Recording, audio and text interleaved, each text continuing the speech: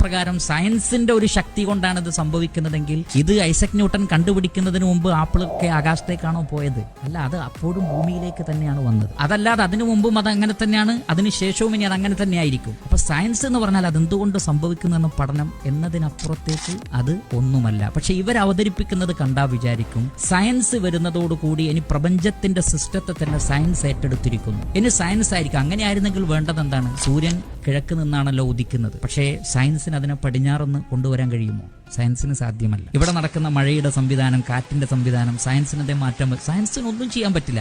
ഇതെങ്ങനെ നടക്കുന്നു എന്ന് പറയുന്നതല്ല. അതുകൊണ്ട് തന്നെ സയൻസ് എന്താണ് എന്ന് ഇവർ മനസ്സിലാക്കിയിട്ടില്ല. സയൻസിന്റെ പരിധി ദൈവമുണ്ടോ ഇല്ലേ, അതൊന്നും സയൻസിന്റെ ചർച്ചയേ അല്ല. സയൻസിന്റെ ചർച്ചയിൽ അത് വരുന്നേയില്ല. പക്ഷേ എങ്ങനെ പ്രവർത്തിക്കുന്നു എന്ന വിഷയം ചർച്ച ചെയ്യുന്നിടത്തു വലിയ ഒരു അട്ടിമറി നടത്തിക്കൊണ്ടാണ് യുക്തിവാദികൾ സയൻസിനെ പിടിച്ചിട്ട് ദൈവമില്ല, മതത്തിന്റെ ആവശ്യമില്ല എന്ന് പറയുന്നത്. സത്യത്തിൽ സയൻസിന്റെ വിഷയത്തിൽ ഒന്ന് അജ്ഞതയാണ്, ഇനി അറിഞ്ഞവർ തന്നെ അതിനെന്ത് ചെയ്താണ്?